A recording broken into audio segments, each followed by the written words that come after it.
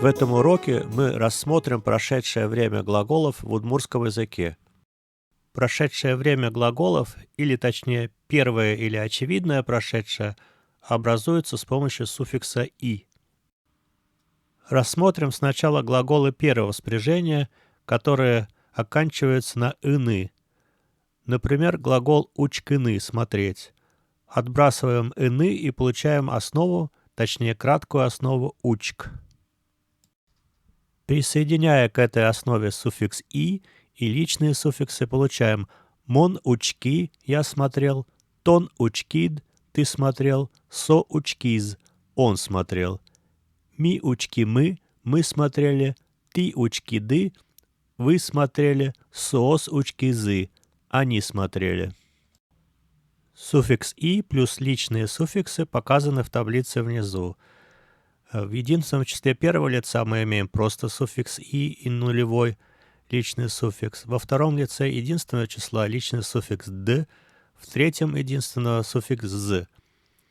В первом лице множественного числа мы имеем либо суффикс личный «мы», либо его краткий вариант «м». То есть мы можем сказать «ми учки мы» смотрели, или «ми учким». Дальше второе лицо множественного числа суффикс «ды» личный, и третье лицо множественного числа личный суффикс «зы». Это похоже на образование будущего времени, которое мы рассматривали в предыдущих уроках. Просто вместо суффикса будущего времени «о» надо поставить суффикс и такие же личные суффиксы. Так спрягаются все глаголы первого спряжения, кроме тех, основа которых оканчивается на твердое «д», «з», «л», «н», «с», «т». Для глаголов с основой на твердое «д», «з», «л», «н», «с», «т» применяется суффикс «и» с двумя точками, для того, чтобы не смягчать эти согласные. Например, рассмотрим глагол «кылзыны» — «слушать». Откидываем «ины», получаем основу «кылз» на твердое «з».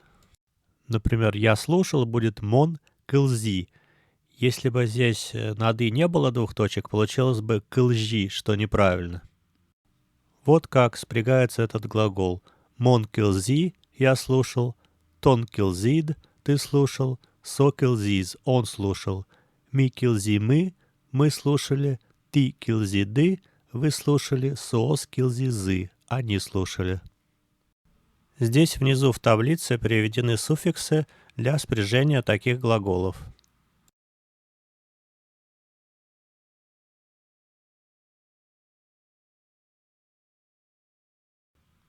При этом, если основа оканчивается на мягкие «д», «ж», «л», «н», «щ», «т», то применяется суффикс «и» без точек, как и в первом случае. Например, глагол «ижены» — «спать», основа «иж». Здесь мягкий знак в спряжении тоже не пишется, так как «и» без точек уже обеспечивает мягкость этой основы. Имеем «мон ижи» — «я спал», «тон ижид» — «ты спал», «со ижиз» — «он спал» и так далее.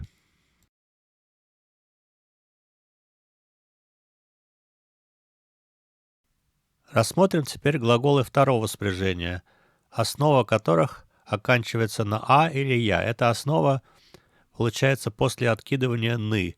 Например, глагол «сайканы» — «просыпаться». Откидываем «ны», получаем основу «сайка».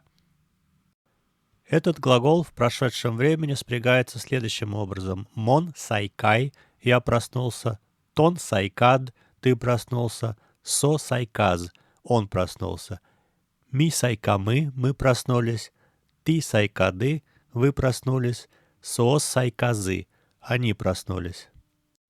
Суффиксы для образования прошедшего времени таких глаголов приведены в таблице внизу. В первом лице единственного числа мы имеем суффикс прошедшего времени «и» краткое, и нулевой личный суффикс. Дальше имеем личные суффиксы «д», «з», «мы», «ды», «зы», которые присоединяются к основе без какого-либо суффикса прошедшего времени специального.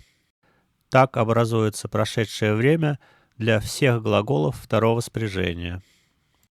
Здесь еще надо сделать замечание, что глаголы прошедшего времени, вот рассмотренные в удмуртском языке, могут переводиться на русский как глаголами совершенного, так и несовершенного вида. То есть «мон сайкай» может значить «я проснулся», и также «я просыпался».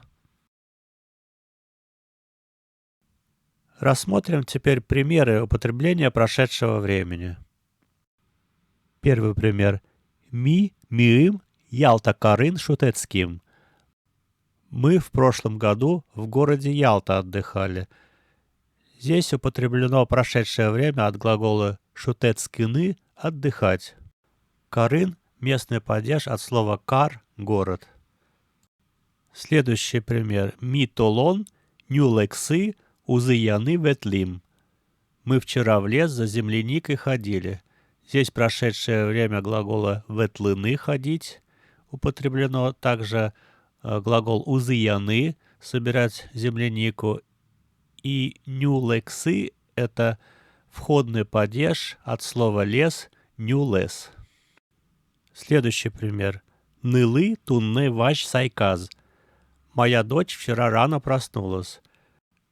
Здесь прошедшее время от глагола второго спряжения сайканы — просыпаться. Следующий пример. Пинальос тунне берджитож дышецкизы. Дети сегодня до позднего вечера учились. Здесь дышецкины — учиться глагол. Джитож — до вечера. Это предельный падеж от слова джит — вечер. Следующий пример. Яркыт шунды джужаз, но швыльну нал вордишкиз. Яркое солнце взошло, и новый день пришел. Здесь джужаны — восходить, глагол второго спряжения. Вордишкины — возникать, появляться, глагол первого спряжения. В данном случае переводим его приходить.